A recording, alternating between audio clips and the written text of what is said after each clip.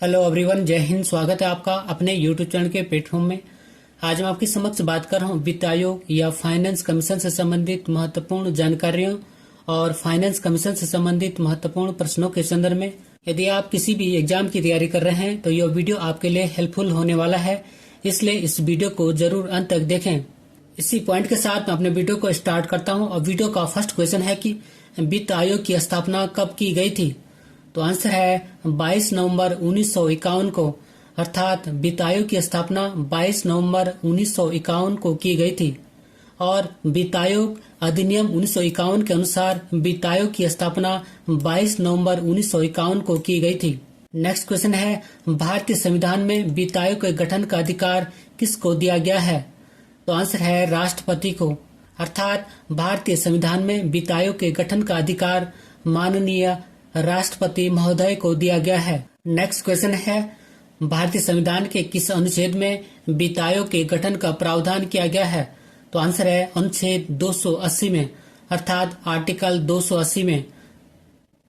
और वित्त आयोग एक संवैधानिक निकाय है जिसकी स्थापना संविधान के भाग 12 के अनुच्छेद 280 के अंतर्गत की गई है।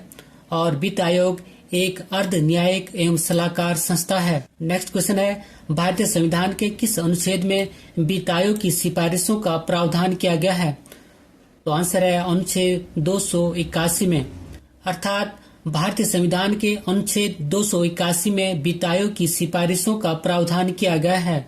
नेक्स्ट क्वेश्चन है, वित्त आयोग का गठन कितने वर्षों के लिए किया जाता है। तो आंसर है 5 वर्षों के लिए। और वित्त आयोग का गठन राष्ट्रपति महोदय के द्वारा संविधान के अनुच्छेद 280 के तहत 5 वर्षों के लिए एवं आवश्यकता के अनुसार 5 साल से पहले भी कर सकते हैं। नेक्स्ट क्वेश्चन है, वित्त आयोग में राष्ट्रपति के द्वारा कितने सदस्यों को नियुक्त किया जाता है। तो आंसर है 5 सदस्यों को, अर्थात वित्त आयोग में राष्ट्रपति के द्वारा 5 सदस्यों को नियुक्त किया जाता है, जिसमें कि एक अध्यक्ष और 4 सदस्य होते हैं। वित्त आयोग में अध्यक्ष के अलावा 4 अन्य सदस्यों को नियुक्त किया जाता है और राष्ट्रपति के द्वारा इनकी नियुक्ति और कार्यकाल का निर्धारण किया जाता है। नेक्स्ट क्वेश्चन है, वित्त आयोग का अध्यक्ष किस क्षेत्र में अनुभवी होता है। तो आंसर है सार्वजनिक क्षेत्र का अनुभवी, अर्थात वित्त आयोग का अध्यक्ष सार्वजनिक क्षेत्र का अनुभवी होता है।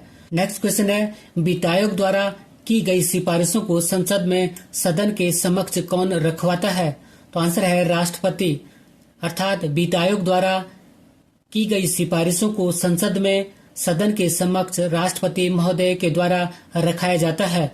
और वित्त आयोग द्वारा अपनी रिपोर्ट राष्ट्रपति को सौंपी जाती है तथा राष्ट्रपति इस रिपोर्ट को संसद के दोनों सदनों में रखते हैं। नेक्स्ट क्वेश्चन है, केंद्र तथा राज्यों के मध्य वित्त का विभाजन किसकी संस्तुतियों के आधार पर होता है।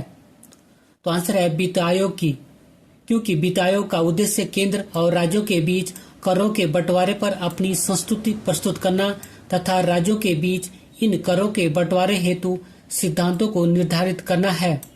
नेक्स्ट क्वेश्चन है, प्रथम वित्त आयोग के अध्यक्ष कौन थे। तो आंसर है केसी नियोगी, अर्थात प्रथम वित्त आयोग के अध्यक्ष केसी नियोगी थे।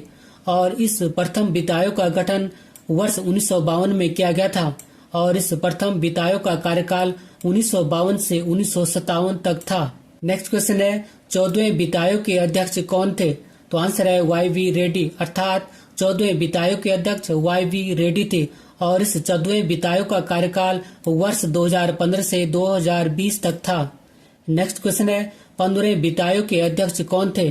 तो आंसर है एन.के. सिंह, अर्थात 15वें वित्त आयोग के अध्यक्ष एन.के. सिंह थे। और इस 15वें वित्त आयोग का कार्यकाल वर्ष 2021 से 2026 तक होगा। नेक्स्ट क्वेश्चन है, और ये मोस्ट इम्पोर्टेंट क्वेश्चन है कि 16वें वित्त आयोग के अध्यक्ष कौन बने हैं। तो आंसर है प्रोफेसर अरविंद पनगड़िया, अर्थात 16वें वित्त आयोग के अध्यक्ष प्रोफेसर अरविंद पनगड़िया बने हैं। बात करूं मैं 16वें वित्त आयोग के कार्यकाल के संदर्भ में, तो इस 16वें वित्त आयोग का कार्यकाल वर्ष 2026 से वर्ष 2031 तक होगा। बात करूं मैं प्रोफेसर अरविंद पनगड़िया के संदर्भ में, तो प्रोफेसर अरविंद पनगड़िया वर्ष 2015 से वर्ष 2017 तक नीति आयोग के प्रथम उपाध्यक्ष थे। नेक्स्ट क्वेश्चन है, भारतीय संविधान के अनुसार किस अनुच्छेद में वित्त आयोग के गठन को बताया गया है। तो आंसर है अनुच्छेद 280 में, अर्थात भारतीय संविधान के अनुच्छेद 280 में वित्त आयोग के गठन को बताया गया है। नेक्स्ट क्वेश्चन है, वित्त आयोग का प्रधान कार्य क्या है? तो आंसर है केंद्र और राज्यों के बीच राजस्व वितरण करना। बात करूं वित्त आयोग के अन्य कार्यों के संदर्भ में, तो वित्त आयोग का कार्य संघ व राज्य सरकारों के बीच करों का वितरण करना, भारत की संचित निधि से राज्यों के राजस्व अर्थात राज्यों के धन में सहायता अनुदान के तरीकों का सुझाव देना है। नेक्स्ट क्वेश्चन है, केंद्र और राज्यों के बीच अर्थात केंद्र और राज्यों के मध्य धन के बंटवारे में कौन राय देता है?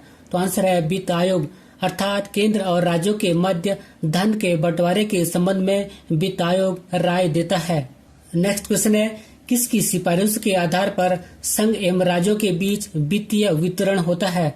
तो आंसर है वित्त आयोग, अर्थात वित्त आयोग की सिफारिशों के आधार पर संघ एवं राज्यों के बीच वित्तीय वितरण होता है। नेक्स्ट क्वेश्चन है, भारत में राष्ट्रपति को विशिष्ट केंद्र राज्य कोष संबंधों के बारे में सुझाव किसके द्वारा दिया जाता है? तो आंसर है वित्त आयोग के द्वारा, अर्थात भारत में राष्ट्रपति को विशिष्ट केंद्र राज्य कोष संबंधों के बारे में सुझाव वित्त आयोग के द्वारा दिया जाता है। अब बात करते हैं राज्य वित्त आयोग से संबंधित महत्वपूर्ण प्रश्नों के संदर्भ में।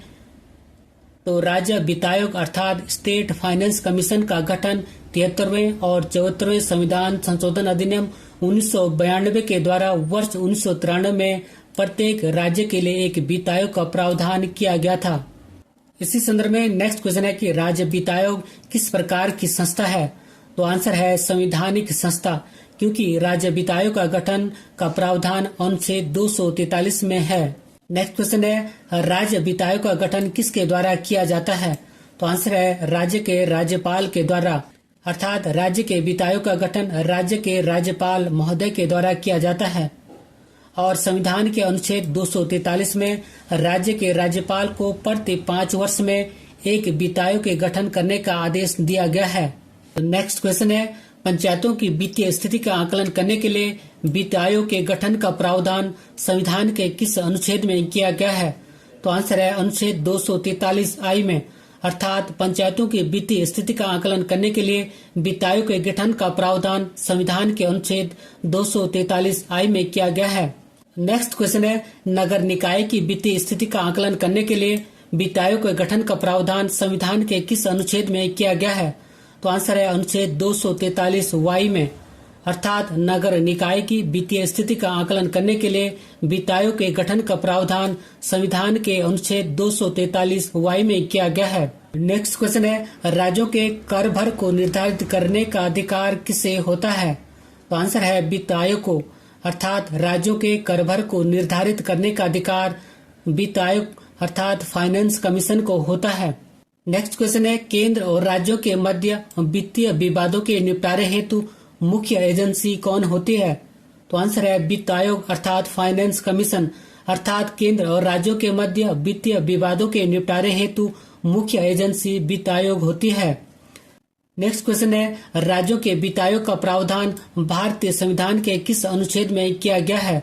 तो आंसर है अनुच्छेद 243 में, अर्थात राज्य वित्त आयोग का प्रावधान भारतीय संविधान के अनुच्छेद 243 में किया गया है। और राज्य वित्त आयोग का गठन संविधान के अनुच्छेद 243 के तहत राज्यपाल के द्वारा किया जाता है, अर्थात राज्य वित्त आयोग का गठन संविधान के अनुच्छेद 243 के तहत राज्यपाल महोदय के द्वारा किया जाता है। नेक्स्ट क्वेश्चन है, राज्य वित्त आयोग का प्रधान कार्य क्या होता है? तो आंसर है राज्य में पंचायत और नगर पालिकाओं की वित्तीय स्थिति की समीक्षा का आकलन करना होता है, अर्थात राज्य वित्त आयोग का कार्य राज्य में पंचायत और नगर पालिकाओं के वित्तीय स्थिति की समीक्षा का आकलन करना होता है। एक बार पुनः बात करते हैं वित्त आयोग या फाइनेंस कमीशन से संबंधित महत्वपूर्ण बिंदुओं के संदर्भ में, जैसे कि वित्त आयोग का गठन का प्रावधान संविधान के अनुच्छेद 280 में किया गया है। वित्त आयोग के गठन का अधिकार राष्ट्रपति महोदय को प्राप्त है। वित्त आयोग में नियुक्त सदस्यों की संख्या 5 होती है, जिनमें कि 1 अध्यक्ष और 4 अन्य सदस्य होते हैं। बात करूं मैं राज्य वित्त आयोग के संदर्भ में, तो राज्य वित्त आयोग का गठन अनुच्छेद 243 में किया गया है और 73वें और 74वें संविधान संशोधन अधिनियम 1992 के द्वारा वर्ष 1993 से प्रत्येक राज्य के लिए एक वित्त आयोग का प्रावधान किया गया है। एक बार पुनः रिकॉल करते हैं कि वित्त आयोग का गठन का प्रावधान अनुच्छेद 280 में किया गया है। वित्त आयोग के गठन का अधिकार राष्ट्रपति महोदय को प्राप्त है। वित्त आयोग में नियुक्त सदस्यों की संख्या 5 होती है, जिनमें कि एक अध्यक्ष और 4 अन्य सदस्य होते हैं, जबकि राज्य वित्त आयोग का गठन अनुच्छेद 243 में किया गया है और 73वें और 74वें संविधान संशोधन अधिनियम 1992 के द्वारा वर्ष 1993 से प्रत्येक राज्य के लिए एक वित्त आयोग का प्रावधान किया गया है।